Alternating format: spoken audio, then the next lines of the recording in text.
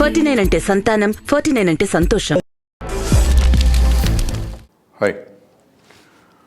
ఇప్పుడు మార్కెట్లో చాలా హాట్గా ఉంది లిక్కర్ స్కాము. కవిత గారి పైన వచ్చిన స్కాము చాలా హాట్గా ఉంది. అయితే ఇప్పుడు ఈ అపోజిషన్ పార్టీస్ అన్నిటిపైన ఇప్పుడు రూలింగ్ పార్టీ బీజేపీ గవర్నమెంటు రకరకాల కేసులు పెట్టుకుంటే ఈడీ కేసు లేకపోతే సిబిఐ ఏదో ఒకటి పెట్టుకుంటూ చేస్తున్నారు అనేది కొంతవరకు నిజం. ఇన్కమ్ ట్యాక్స్ ఏదో రకరకాలు జరుగుతున్నాయి అంటున్నారు, కొంతవరకు నిజం. అయితే వీళ్ళు మాకు అది సంబంధం లేదు అంటున్నారు. నా పాయింట్ ఏంటంటే, నిజంగా లేదనుకోండి, ఇప్పుడు ఎవరో ఒకళ్ళు నా మీద ఆరోపణ చేశారు, ఆరోపణ చేస్తే దానికి వివరణ ఇవ్వాల్సిన బాధ్యత కొంతలో కొంత ఉంది. లేదనుకుంటే లేదని చెప్పేసి ఆగిపోవచ్చు. బట్ వాళ్ళు ఎవరైతే ఆరోపణ చేశారో వాళ్ళు కూడా సాక్ష్యాధారాలతో చెప్పాలి. ఊరికే ఆరోపణ చేయటం అనేది చాలా ఈజీ పని. ఏమీ లేకుండా ఆరోపణ చేస్తే ఇంక సాక్ష్యాలు ఏం చెప్తారు యువతల వాళ్ళు, అందుకని ఏం చెప్పలేరు. అయితే ఇవన్నీ పక్కన పెట్టేసి నాకు వచ్చిన అనుమానం ఏంటంటే, కొత్తగా వచ్చిన ఎమ్మెల్యేలు కానీ లేకపోతే అసలు ఎమ్మెల్యే అయిన ప్రతి ఎమ్మెల్యే ఆర్ ఎంపీ గవర్నమెంట్కి సంబంధించిన వాళ్ళు ఎవరైనా కానీ వాళ్ళు అయిన రోజు వాళ్ళ ఆస్తులు ఎంత, ఇవాళ ఫస్ట్ టైం ఎమ్మెల్యే అయ్యి ఉండొచ్చు, లేకపోతే గత 3-4 ఎలక్షన్లో నుంచి ఎమ్మెల్యేలు అయ్యి ఉండొచ్చు. వాళ్ళు ఎమ్మెల్యే కానీ ఎంపీ కానీ అయిన రోజు వాళ్ళ ఆస్తి ఎంత, ఈరోజు ఆస్తి ఎంత, ఎలా వచ్చింది, వాళ్ళు ఒట్టి జీతాల మీద బతికితే, అంటే వీళ్ళంతా దేశ సేవ చేస్తానికి సమాజ సేవ చేయడానికి వచ్చామంటారు కదా, నిజంగా దేశ సేవ సమాజ సేవ చేస్తానికి వస్తే వీళ్ళందరికీ ఆస్తులు ఎట్లా వచ్చినాయి? వీళ్ళ కవిత గారు అవ్వచ్చు, లేకపోతే ఇంకోళ్ళు అవ్వచ్చు. ఆవిడ ఒక్కళ్ళే ఎందుకు, మొత్తం వేలల్లో ఉన్నారు ఎమ్మెల్యేలు, 100ల్లో ఉన్నారు ఎంపీలు. దగ్గర వీళ్ళందరూ ఈ 10,000 మంది అంతమంది అంతకుముందు వచ్చిన వాళ్ళు పోయినోళ్ళు వీళ్ళందరిలో ఏదో మొన్న ఒకళ్ళిద్దరు కమ్యూనిస్ట్ ఎమ్మెల్యేలు తెలంగాణలో ఉన్న వాళ్ళు ఇద్దరు తప్పిస్తే, లేకపోతే మొత్తం భారతదేశం మొత్తం మీద ఒక 4-5 తప్పిస్తే మిగిలిన వాళ్ళు అందరూ సంపాదించుకున్న వాళ్ళే. ఎక్కడి నుంచి వచ్చింది ఈ సంపాదన? జీతాల మీద దాచారా? ఫిక్స్డ్ డిపాజిట్లు వేసుకుని అకౌంట్స్ పెంచుకున్నారా? వడ్డీలు వచ్చినాయా? ఏం చేశారు?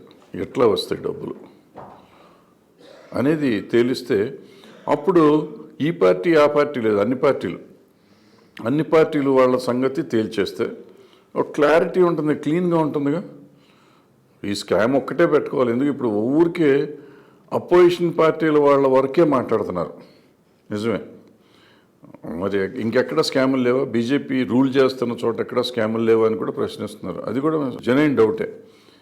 సో ఈ డౌట్లన్నీ ఎందుకు? అసలు ముందు వాళ్ళ మూలాలు చెక్ చేసామనుకోండి, అందరికీ అసలు తేలిపోతుంది కదా ముందు. అయితే ఈ ఈడీ కేసులు కానీ సిబిఐ కేసులు కానీ ఇటువన్నిటినీ లెక్కేసుకుంటే ఇప్పటికీ దేశంలో జరిగిన కేసులన్నింటిలో 2-3 కేసులు తప్ప మిగిలిన ఎవరికి శిక్ష పడలేదు, ఏది ప్రూవ్ అవ్వలేదు. అన్ని కేసులు సంవత్సరాలు లాగబడుతున్నాయి. ఎన్ని సంవత్సరాలు వెళ్తాయో తెలియదు. ఇది ముందు ఎవరో ఆరోపిస్తారు, ఆ తర్వాత వచ్చేటప్పటికీ దాన్ని సాక్ష్యాలు దొరకవు. సిబిఐ ఇదిగో సబ్మిట్ చేస్తుంది అంటారు, ఈడీ సబ్మిట్ చేస్తుంది, ఇదిగో సబ్మిట్ చేస్తుంటారు. ఈడీ కేసుల్లో మొన్నే ఇక్కడ చూశాను, 2 కేసులు ఇప్పటికి శిక్ష పడ్డాయంటే మిగిలినవన్నీ పడలేదంట. సో ఇట్లా కాదు, అసలు మూలం దగ్గరికి వెళ్దాం అనేది నా పాయింట్. అది కాకుండా ఇప్పుడు లిక్కర్ స్కామ్ అంటున్నారు. నాకు లిక్కర్ స్కామ్ వీళ్ళు అంటున్నారు కాబట్టి వీళ్ళని గురించి నేను అంటలా. ఇప్పుడు అది యాప్ అనే గవర్నమెంట్ ఇన్వాల్వ్ అయ్యింది, సిసోడియా అంటే కేజ్రీవాల్. ఇవాళ భారతదేశంలో క్లీన్ గవర్నెన్స్ ఇస్తున్న గవర్నమెంటు, మంచి గవర్నమెంటు, చాలా చిన్న రాష్ట్రం అనుకోండి అది, దానికి కేజ్రీవాల్కి పేరు వచ్చింది. అందుకే పంజాబ్లో కూడా గెలిచారు. మరి అలాంటి కేజ్రీవాల్ గారు, అలాంటి పార్టీ సిసోడియాని అరెస్ట్ చేసేదాకా వెళ్ళినప్పుడు దానికి క్లారిటీ ఇవ్వాలి. ఇది అయ్యిందా లేదా, అయితే ఎట్లా అయింది? నాకు తెలిసి, అంటే నాకు అనిపించింది, నేను తప్పు కూడా అయ్యి ఉండొచ్చు,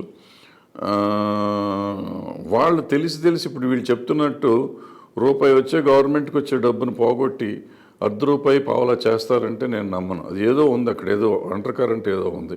ఆ అండర్ కరెంట్ ఏంటో చెప్పాల్సిన బాధ్యత ఆప్కుంది, బీజేపీకి లేదు. బీజేపీ వాళ్ళు ఆరోపించారు, ఎవరైనా ఆరోపించినప్పుడు మీరు దేశంలో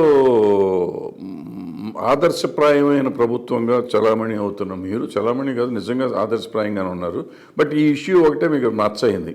ఈ మచ్చని మీరు సాల్వ్ చేయాలి, ఈ మచ్చ ఏంటో తెలియాలి. ఈ మచ్చను తేల్చాల్సిన బాధ్యత ఆప్కు ఎక్కువ ఉంటుంది. సిసోడియాని బయటికి వేయటం కోసం కాదు, నిజంగా తప్పైతే సిసోడియా జైలుకి వెళ్ళాలి, కవిత గారు జైలుకి వెళ్ళాలి, ఎవరైతే వాళ్ళు జైలుకి వెళ్ళాల్సిందే.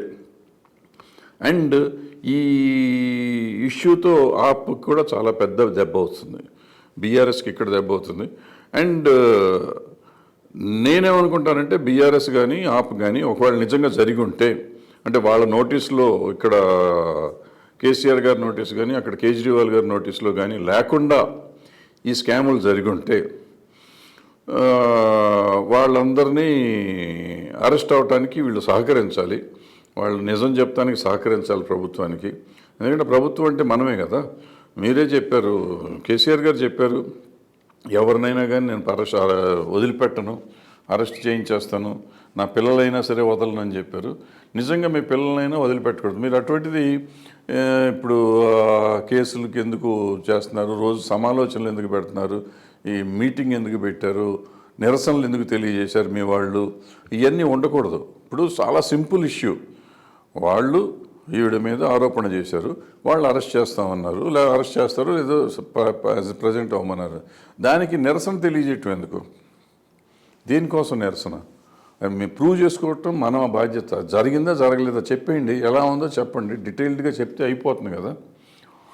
సో ఇవన్నిటికీ ఫుల్ స్టాప్ పెట్టాలంటే ఆప్ గవర్నమెంట్ బయటపడాలి, కవిత గారు బయటపడాలి, నిజాలు చెప్పాలి. ఎందుకంటే కవిత గారి మీద 10 ఫోన్లు దాచేసిందో ఏదో ఉంది, అది ఆరోపణ ఉంది, ఆవిడ అక్కడికి వెళ్ళిందో ఉంది, 100 కోట్లు తీసుకున్నారో లేదో తెలియదు, కానీ ఈవిడ వాళ్ళతో కలిసిన ఇది ఉంది. ఆవిడ ఈ 8 ఏళ్ల కింద ఆవిడ స్టేటస్, ఫైనాన్షియల్ స్టేటస్ ఏంటి, ఇప్పుడు ఫైనాన్షియల్ స్టేటస్ ఏంటి చూస్తే లెక్కలు ఒకటి తేడా ఉంటున్నాయి.